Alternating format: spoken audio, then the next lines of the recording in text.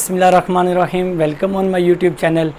तो आज का जो हमारा लेक्चर है वो second year chapter number 1 functions and limits के बारे में है। तो हमने सबसे पहले ये देखना कि हम फंक्शन पढ़ने को जा रहे हैं, इसकी मैथ में ज़रूरत को पेश आई, इसकी टर्म इंट्रोड्यूस करवाने का मकसद क्या था। हम देखते हैं कि जो फंक्शन टर्म है ना वो इसलिए इंट्रोड्यूस करवाई गई कि रियल वर्ल्ड प्रॉब्लम्स जो हमें फेस करनी पड़ी उसको मैथमेटिकल वे के अंदर सॉल्व करना था। मैथमेटिकल टर्म्स बनाने के बाद हम अपनी रियल वर्ल्ड प्रॉब्लम्स को सॉल्व करने लगे, तब हमने जाके ये फंक्शन टर्म इंट्रोड्यूस करवाई कि मैथमेटिकल वे के अंदर हमने अपनी रियल वर्ल्ड प्रॉब्लम्स को सॉल्व करना है और जिन टूल का इस्तेमाल किया जाना है उसे हम फंक्शन कहते हैं।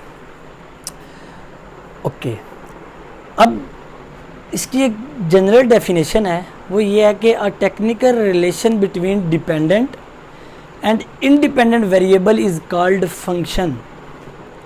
और ये टर्म इंट्रोड्यूस करवाई है जर्मन मैथमेटिशियन लिबनीज़ ने।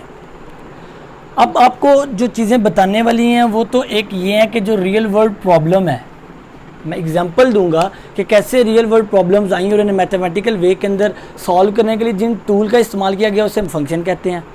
उसके बाद डिपेंडेंट वेरिएबल, इंडिपेंडेंट वेरिएबल के बारे में हम देखते हैं। तो नेक्स्ट मूव करते हैं कि कैसी रियल वर्ल्ड प्रॉब्लम्स आई और मैथमेटिकल टर्म्स के अंदर उसे हम कैसे लेके आए हैं, हम उसको भी ये स्टडी करते हैं। ओके, मकसद समझ आ गया कि हम फंक्शन क्यों पढ़ने जा रहे हैं। ओके, अब इस बात को हम एक्सप्लेन करने लगे हैं कि कौन सी रियल वर्ल्ड प्रॉब्लम को और कैसे इन्होंने मैथमेटिकल वे के अंदर सॉल्व किया। हम एक छोटी सी एग्जांपल लेते हैं। एग्जांपल ये है कि ये हमने स्क्वायर बनाया है, हमने इसका फाइंड करना था एरिया। इसका हमने फाइंड करना है एरिया। हमें पता है स्क्वायर वो ज्योमेट्री है जिसकी चारों साइड्स बराबर होती हैं। मैं किसी एक को नाम देता हूँ एक्स का, तो ये सारी साइड्स बराबर हैं, इसकी वजह से हम ये लगाते हैं।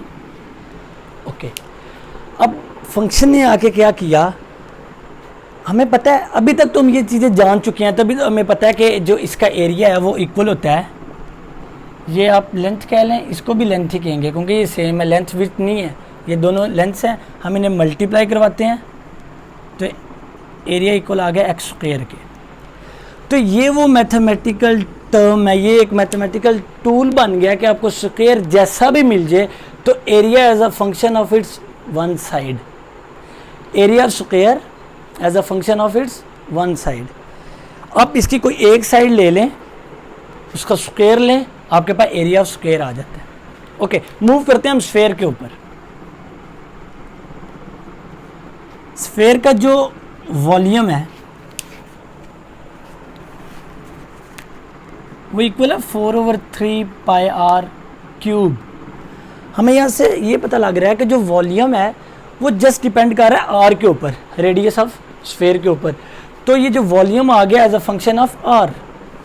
तो अब ये दुनिया के किसी भी कोने में चल जाए, आपको जब भी स्फेयर का एरिया फाइंड करना होगा तो ये हमें एक टूल मिल गया। इससे हमने कह दिया area as a function of x square. Volume find करना है स्फेयर का, तो ये भी हमें एक टूल मिल गया। सिमिलरली एरिया ऑफ ट्रायंगल का फॉर्मूला आ जाता है 1/2 बेस मल्टीप्लाई हाइट। ये सारे में टूल मिल गए ना। अब अगर आप हमारे पास आ गया जी रेक्टेंगल, इसका एरिया फाइंड करना है, तो अगर मैं इसको एक्स कहता हूँ विथ इसको वाई कहता हूँ, तो अब मुझे एरिया ऑफ रेक्टेंगल का फॉर्मूला मिल गया, लेंथ मल्टीप्लाई विथ। यस, तो हम फंक्शन क्यों पढ़ रहे हैं इसका तो एक समझ आ गया। नेक्स्ट चलते हैं। फंक्शन की 2-3 तरीके से डेफिनेशन होती है। अभी तो हमने एक जनरल डेफिनेशन देखी है, उसी को अब एक्सप्लेन करते हैं जो मैंने पहले लिखी थी कि a technical relation between dependent and independent variable. अब इसकी एक नोटेशन दी है स्विस मैथमेटिशियन है आइलर, उसने इसकी नोटेशन दी है y equal F of x. अब वो जो मैं बात कर रहा था ना डिपेंडेंट और इंडिपेंडेंट वेरिएबल, यहाँ पे स्टूडेंट देखें, इसे हम रीड यू करते हैं y is a function of y is a function of x। यहाँ पर स्टूडेंट्स देखें जो x है वो इंडिपेंडेंट वेरिएबल है, क्योंकि ये जो x है वो यूज़ हो रहा है, हम इधर वैल्यूज़ को एज ए इनपुट देंगे जिसे हम डोमेन का नाम देते हैं। y डिपेंडेंट वेरिएबल है, x की वैल्यूज़ हम इंट्रोड्यूस करवाएंगे, y की वैल्यू हमें एज अ रेंज हासिल होगी, तो इससे हम कहते हैं इंडिपेंडेंट वेरिएबल और ये डिपेंडेंट वेरिएबल। ओके, ये जो फंक्शन है ये कंप्यूटिंग मशीन की तरह काम करता है। ये हमारे पास कोई फंक्शन f है, डोमेन हम दे रहे हैं x की। अच्छा, जो हमारे पास इनपुट होती है उसे हम डोमेन कहते हैं,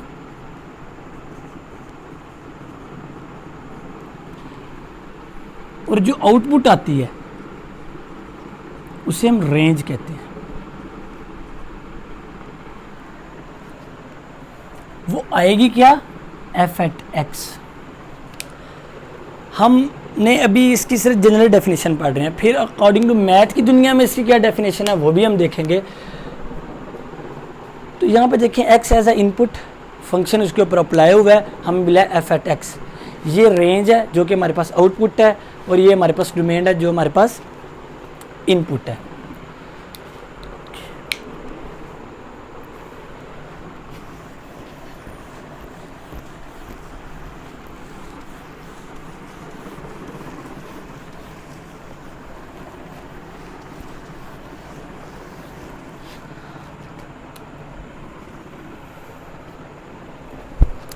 ओके, अब हम डोमेन और रेंज की दुनिया में रहते हुए फंक्शन की डेफिनेशन करते हैं। क्या a function is a rule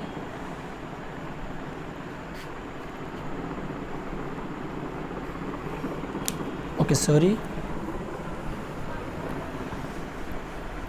हमने अच्छा ये फंक्शन की ये मैपिंग वाली डेफिनेशन समझने से पहले हमें कुछ और सीखना है। शुरू में हमारे पास लेट्स सपोज कोई से दो नॉन एम्प्टी सेट्स हैं, नंबर 1 ए सेट, नंबर 2 बी सेट। असल में फंक्शन की बेस क्या बनी है, जो हम मैपिंग के लिहाज से देखते हैं उसके लिहाज से हम देखते हैं कि फंक्शन की बेस क्या बनी है। बेस ये बनी है कि जब हम दो सेट्स को आपस में मल्टीप्लाई करवाते हैं तो इसमें इस सेट के अंदर जो एलिमेंट्स हैं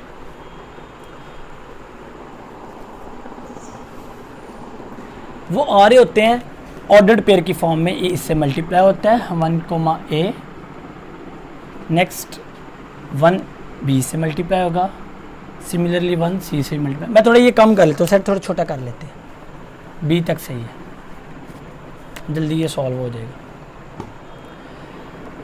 इसी तरह 2 multiply a, 2 multiply b, 3 multiply with a, 3 multiply with b। ये हमारे पास कार्टेशियन प्रोडक्ट है, दो सेट्स को हमने मल्टीप्लाई करवाया तो यह था। इससे हम बनाते हैं रिलेशन। रिलेशन क्या होता है स्टूडेंट्स?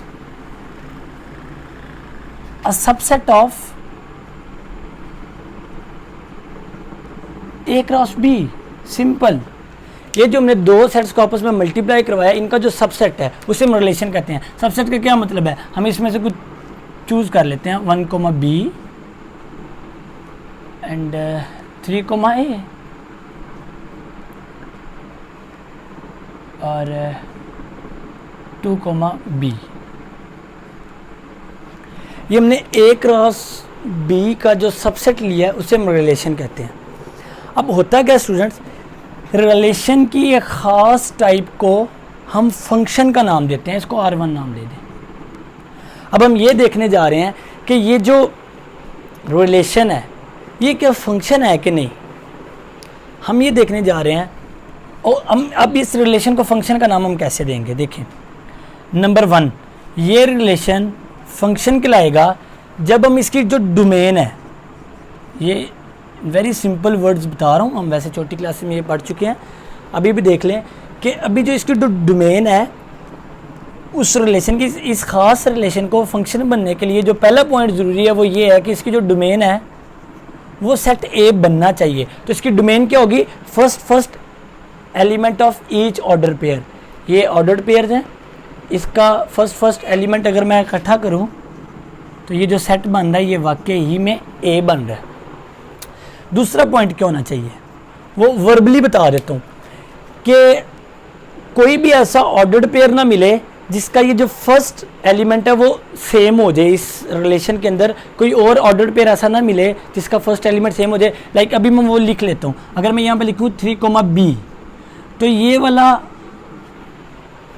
इस ऑर्डर्ड पेयर का फर्स्ट एलिमेंट इससे मैच कर गया, यानी कोई ऐसे दो ऑर्डर्ड पेयर ही होने चाहिए जिनका फर्स्ट एलिमेंट मैच कर जाए। तो अब ये अगर इस सेट के अंदर आ जाता तो ये रिलेशन फंक्शन नहीं है। अभी मैं ये रेज कर देता हूँ, तो अभी हम ये देखते हैं कि ये वाला जो है वो रिलेशन फंक्शन बन गया। ओके, ये वर्बली बता दिया, वो इसको इंग्लिश में लिखने की ज़रूरत नहीं है। अब ये जो रिलेशन है ये फंक्शन बन गया, इसको मैपिंग से दिखा देता हूँ। ये सेट ए है, ये सेट बी है। अब एक दफ़ा हम लिखेंगे तो ये सारा ही 1, 2, 3 और ए बी। हम यहाँ पे देखते हैं A1 मैच कर रहा है बी के साथ, 3 का जो इमेज है वो ए है और जो 2 है उसका इमेज बी है। अब देखें ये एक ख़ास रिलेशन है, रिलेशन की एक टाइप है जिससे मुझे पता लगता है ये फंक्शन है। अब देखें फंक्शन होने के लिए मैपिंग से अब ये हम समझ रहे हैं कि फंक्शन होने के लिए पहले सेट का हर एलिमेंट इमेज बनाए, किसी भी एक एलिमेंट के दो इमेज नहीं होने चाहिए। लाइक 1 ने अगर इमेज बनाया बी के साथ तो 1 ए के साथ इमेज ना बनाए। हर एलिमेंट का यूनिक इमेज होना चाहिए और कोई भी एलिमेंट यहाँ से फ्री नहीं होना चाहिए। मतलब वो तभी तो हम देखेंगे ना, अगर फ्री हो गया तो इसकी जो पहले ऑर्डर सेट का जो पॉइंट है वो तो इसमें आएगा नहीं अगर कोई भी फ्री हो गया। तो हर एलिमेंट इमेज बनाए, हर एलिमेंट इमेज बनाने के बाद कोई भी एक एलिमेंट अपने दो इमेजेस ना बनाए। तो पहले वाले सेट को हम नाम देते हैं डोमेन का,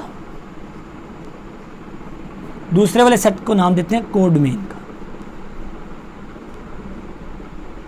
ओके, तो ये मैपिंग से थी। अब इसको हम स्टैंड करते हैं डेफिनेशन से।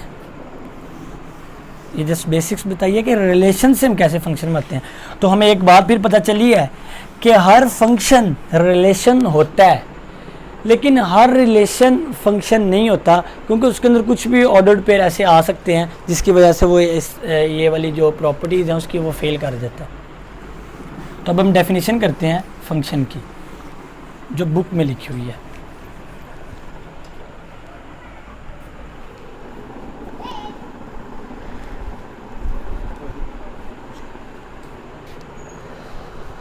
Okay, a function f, a function f from a set A to B is a rule that assigns each element in each element x in x is a rule that assigns each element x in x a unique image y in y। Okay, अब यहाँ पे थोड़ी सी mistake ये हो गया कि जब मैंने सेट्स ए और बी लिए हैं तो यहाँ पर भी ए और बी कर लेते चलें, वो तो इसलिए यहाँ से मिसअंडरस्टैंडिंग हो गया क्योंकि एग्जांपल में मैंने ए लिया हुआ था और बी लिया हुआ था। तो यहाँ पे डेफिनेशन के अंदर मैंने एक्स और वाई कर दिया। ये सिमिलर वही डेफिनेशन है कि ये अगर एक्स सेट है, ये वाई सेट है, अगर यहाँ पे ये ले लेते हैं। अब देखें, a function from set X to a set Y, ये फंक्शन क्या करता है, ये एक रूल है जो असाइन करता है ईच एलिमेंट। स्मॉल एक्स से ये यूज़ किया हुआ है इसका मतलब होता है एक्स सेट के एलिमेंट, जस्ट सिंबल दिया हुआ हमने कि एक्स सेट के अंदर जो एलिमेंट्स हैं वो इस तरह स्मॉल एक्स की तरह है, हमने एक जस्ट सिंबल दिया हुआ है। अब वो क्या करे, यूनिक इमेज बनाए वाई इन वाई के अंदर, वाई सेट के अंदर के जो एलिमेंट्स हैं उन्हें स्मॉल वाई का नाम दिया हुआ है, वो ज़रूरी नहीं है ऐसा ही हो। तो यूनिक इमेज बनाए, आप ये ले लें, ठीक है, ए के साथ हर एलिमेंट बिजी है और कोई भी एलिमेंट दो इमेजेस नहीं बना रहा। और यूनिक का ये मतलब है कि वन अगर ए के साथ बना रहा है तो वन बी के साथ नहीं बनाएगा। यूनिक का ये मतलब है, ये हरगिज़ मतलब नहीं है कि अगर यहाँ पर देखें तो वन ए के साथ बना रहा है तो थ्री ए के साथ क्यों बना रहा है, इस यूनिक का ये मतलब नहीं है। यूनिक का मतलब है हर एक एलिमेंट अपना एक यूनिक इमेज रखेगा, दो इमेजेस नहीं रखेगा।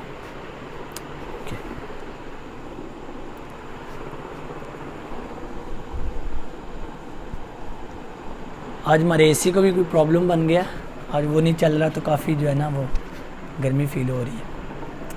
नेक्स्ट चलते हैं। मेहनत करो बच्चों आप लोग भी। जो सेट एक्स है वो यहाँ पे डोमेन कहलाता है, जो सेट वाई है वो यहाँ पे को डोमेन कहलाता है। और इसकी नोटेशन अभी जो आइलर ने दिया वो सेम है, y equal F of x. X जो है वो एज ए इनपुट वेरिएबल है और y जो है वो ये इंडिपेंडेंट और ये डिपेंडेंट है। अच्छा, वेरिएबल क्या होता है? वेरिएबल वो क्वांटिटी है जो चेंज होती रहती है, जो चेंज होती है, फिक्स नहीं रहती है। हाँ, लेकिन कंडीशन के लिहाज से ये फिक्स हो जाती है। लाइक अभी मैं आपको एक एक वजह से समझाता हूँ। 4x + 1 = 9। यहाँ पे x as a variable use हो रहा है, लेकिन ये कंडीशन के लिहाज से फिक्स हो जाता है। वेरिएबल क्यों है ये भी आपको मैं बताता हूँ। यहाँ पे देखें आप, x + 1 = 5। देखें यहाँ पे मैं x की जगह पे क्या पुट करूँ कि ये इक्वेशन इक्वल हो जाए। x की जगह पर अगर मैं 2 पुट करता हूँ, 4 2 = 8 + 9 9 = 9। हाँ, यहाँ पे मैं x की जगह पे क्या पुट करूँ, 4, तब ये इक्वेशन क्या हो जाएगी, इक्वल। देखिए नज़र यहाँ पर भी x आ रहा है, लेकिन इस इक्वेशन के लिए x की वैल्यू क्या है, 2। यहाँ पर भी x ही नज़र आ रहा है, लेकिन यहाँ पे x की वैल्यू क्या है, 4। तो ये वेरिएबल है, कंडीशन के लिहाज से ये फिक्स हो गया। यहाँ पे कंडीशन के लिहाज से x2 आ गया है, लेकिन वेरिएबल है ये। हाँ, अगर मैं कांस्टेंट की बात करता हूँ तो वो फिक्स्ड है। लाइक 5 दुनिया के किसी कोने में भी चल जाए, 5 = 5। तो वेरिएबल वो होता है जो जिसकी क्वांटिटी वेरिएबल है, वो जो क्वांटिटी है वो चेंज होती रहे, कंडीशन के लिहाज से फिक्स हो जाती है। इस इक्वेशन के लिए वो फिक्स हो गई है, लेकिन हर जगह पे ये सेम नहीं रहती।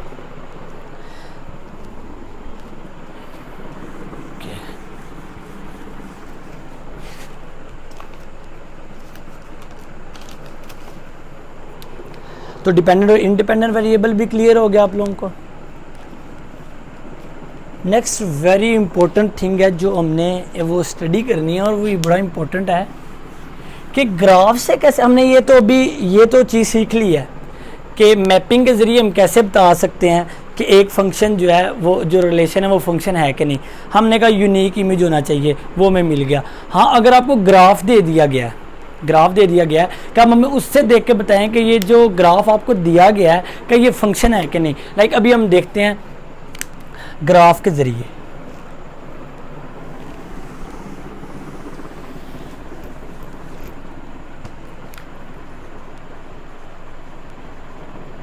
ग्राफ्स के ज़रिए देखते हैं, अगर आपको सिर्फ ग्राफ दे दिया जाए कि ये फंक्शन का ग्राफ है कि नहीं, तो वो हम कैसे देखेंगे।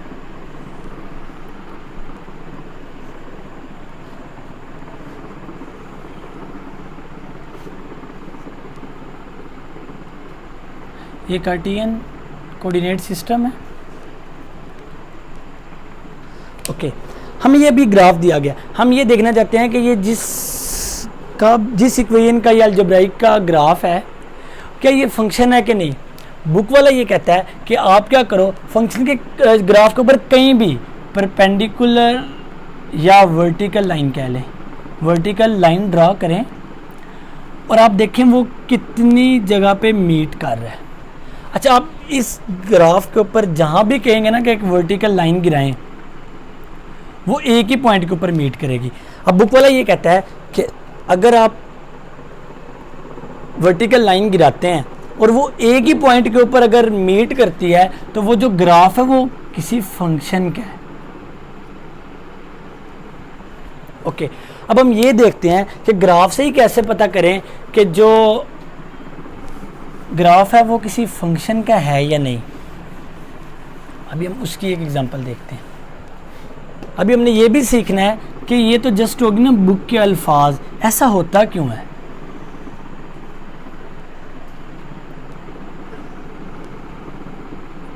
ये भी एक ग्राफ है। बुक वाला कहता है कि हमने परपेंडिकुलर लाइन गिरानी है और वो देखना अगर एक पॉइंट के ऊपर मीट करती है तो वो ग्राफ फंक्शन का है। लेकिन अगर आप वर्टिकल लाइन गिराते हो, यहाँ पर देखें वो कितने जगह पे मीट कर रहा है, 3 जगह पे मीट कर रहा है। वो कहता है 2 या 2 से ज़्यादा जगह पे जब वर्टिकल लाइन मीट कर जाती है तो वो जो ग्राफ है वो फंक्शन का नहीं होता। बुक वाला यहाँ पे ये बात करके ना छोड़ देता है, लेकिन हमने ये समझना है कॉन्सेप्ट के ज़रिए कि ऐसा होता क्यों है। बुक वाले ने यहाँ पे नहीं बताया कि ऐसा हम करते क्यों है या ऐसा हमें क्यों दिखता है कि हमने वर्टिकल लाइन गिराई और वो 2 पॉइंट को मीट कर जाती है, वो फंक्शन का ग्राफ नहीं है। लेकिन क्यों नहीं है, अभी हम मैपिंग की डेफिनेशन समझ के आए हैं, वहाँ से भी अब मैं आपको बताता हूँ। अब सपोज कर लें कि यहाँ पे जो मैंने x की वैल्यू ली है वो 3 है।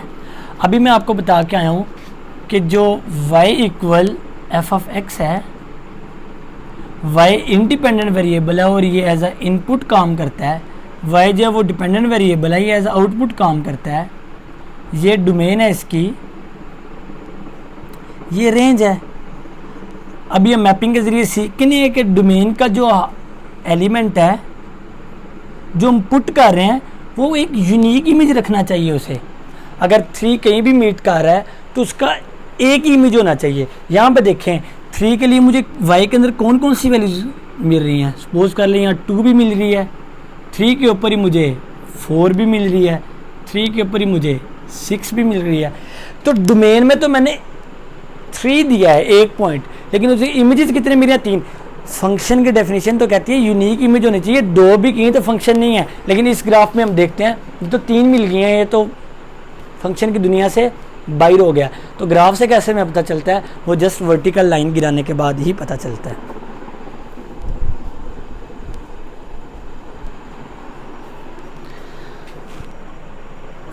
तो ये स्टूडेंट्स हमने ग्राफ से भी सीख लिया कि हमने कैसे पता करना है कि जो एक फंक्शन है वो ग्राफ वो फंक्शन का है या नहीं। अब लास्ट क्वेश्चन वो ये आता है। अभी ना देखिए हम बेसिक कॉन्सेप्ट सीख रहे हैं और हमें यही सीखना है। आप अगर इंजीनियरिंग डिपार्टमेंट के अंदर जो स्टूडेंट्स जाना चाहते हैं तो कॉन्सेप्ट्स के ऊपर आपकी जितनी ग्रिप होगी आप अपने जो प्रॉब्लम्स हैं उन्हें बहुत इजीली सॉल्व कर सकते हैं। उसके लिए ज़रूरी है कि आप कॉन्सेप्ट्स को थॉरोली सीखें, बजाय इसके कि हल्का सा रट्टा लगाया, फंक्शन की डेफिनेशन समझी, क्वेश्चंस किए और मार्क्स लेके बैठ गए हैं। ऐसा नहीं होता। मुझे ये है कि मैं अपना 100% दूं और स्टूडेंट्स को अपनी जो बात है वो कन्वे कर सकूं। और मेरा ये ज़्यादा से ज़्यादा ये होता है कि स्टूडेंट्स को कॉन्सेप्ट्स मिले, बजाय ये कि क्वेश्चंस करें। क्वेश्चंस के लिए की बुक्स भरी पड़ी हैं, आप हल्का से पढ़ें, क्वेश्चंस की बुक से देखें, आप तकरीबन 70% तो आप अंडरस्टैंड कर सकते हैं।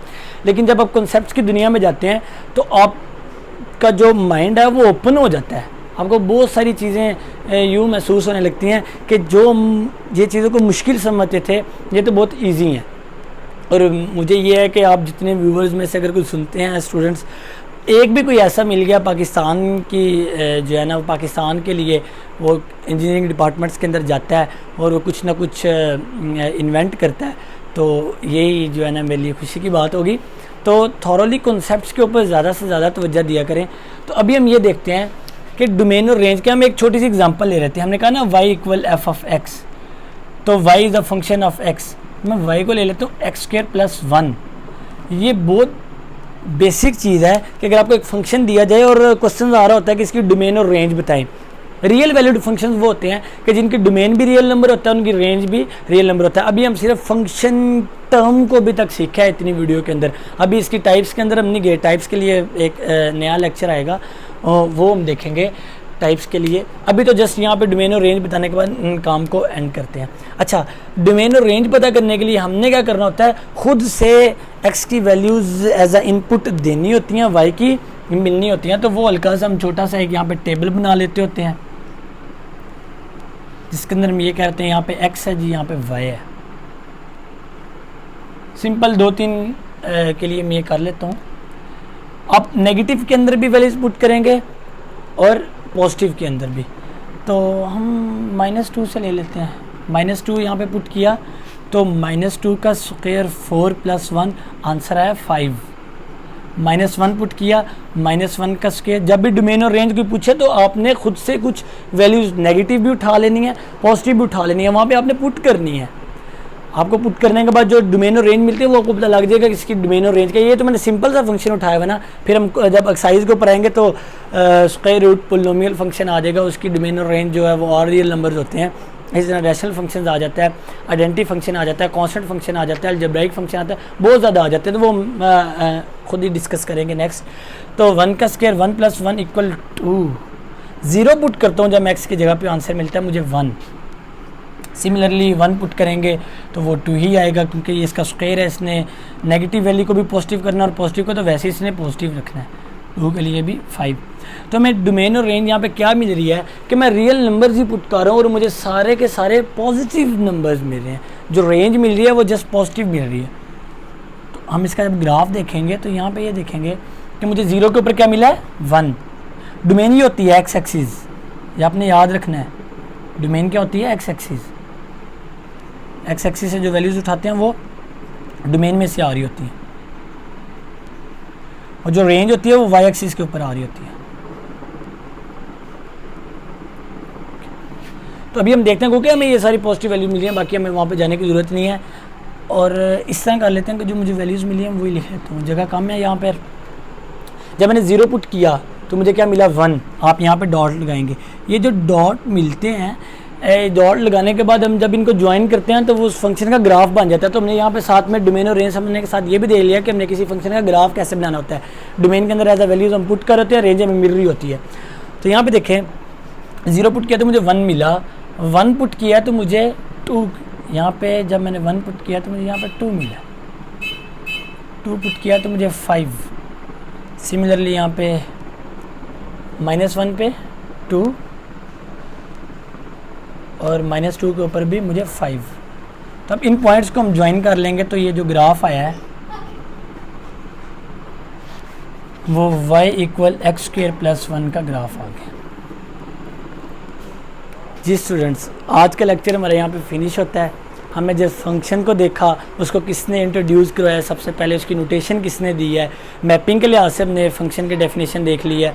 सिमिलरली हम जनरल डेफिनेशन भी देखी है, और उसका ग्राफ से भी हमने सीखा किसी ग्राफ को हम कैसे कह सकते हैं जो ग्राफ दिया हुआ है किसी फंक्शन का या नहीं है।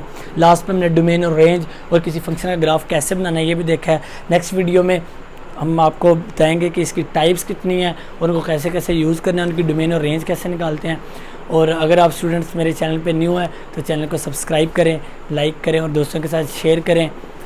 शुक्रिया, अल्लाह हाफ़िज़।